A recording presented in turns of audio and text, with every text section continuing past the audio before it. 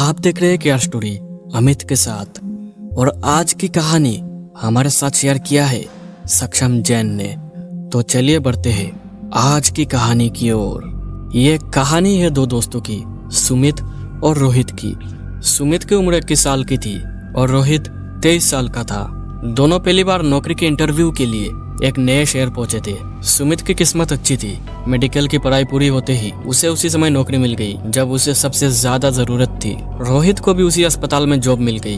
दोनों की ड्यूटी 12 घंटे की थी। अगले ही दिन से दोनों ने नौकरी ज्वाइन कर ली और मेहनत से काम करने लगे। लगभग 1 महीना बीत गया।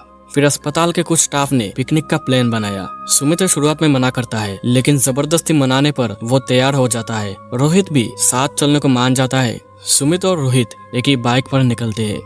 बाकी स्टाफ अपनी अपनी बाइक से। रास्ते में आधा रास्ता सुमित बाइक चलाता है और आधा रोहित चलाता है। वो सभी एक फार्म हाउस पहुंचते हैं जहाँ खूब मस्ती होती है। इसी बीच रोहित सुमित से कहता है, भाई हम शाम 5-6 बजे तक निकल लेंगे, क्या बोलता है? सुमित मान जाता है क्योंकि वो नाइट स्टे के लिए तैयार होकर नहीं आए थे। स्टाफ वाले कहते हैं कि एक रात रुक जाओ, सुबह तक निकल जाना, लेकिन रोहित साफ मना कर देता है। काफी बातों के बाद दोनों अकेले ही शाम के 6 बजे तक निकल पड़ते हैं। उनका घर फार्म हाउस से लगभग 100 किलोमीटर दूर था, यानी 3-4 घंटे की दूरी।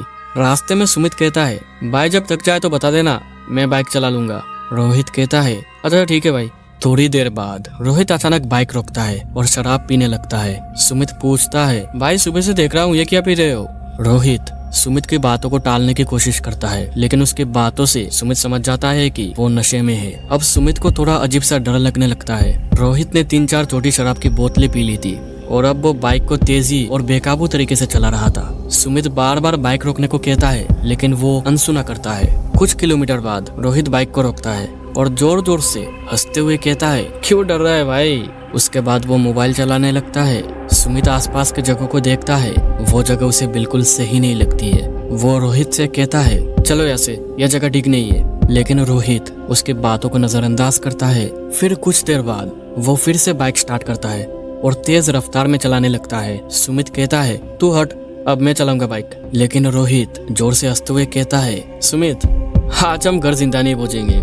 यह सुनकर सुमित सुनने रह जाता है। अचानक उनकी बाइक के सामने एक औरत आ जाती है जिसका सिर कटा हुआ था और पूरे शरीर से खून बह रहा था। बाइक इतनी तेजी में चल रही थी कि रोहित उसे रोक नहीं पाता और उस औरत को टक्कर मार देता है। फिर बाइक एक खंबे से टकरा जाती है और दोनों जमीन पर गिर पड़ते हैं। सुमित को हाथ पैर में चोट आती है, लेकिन रोहित बुरी तरह घायल हो जाता है। उसके बाद वही आसपास के एक गांव में एक छोटे से अस्पताल में उनका प्राथमिक इलाज होता है। गांव वाले कहते हैं, अरे यार गाड़ी धीरे से चलाया करो, आज तो बच गए, कल नहीं बचोगे। उसके बाद सुमित सब कुछ बता देता है गांव वालों को कि रास्ते में क्या हुआ था। उसके बाद वही गांव का एक बूढ़ा आदमी कहता है, तुमने जिसे देखा वो थी सरकती चुड़ैल।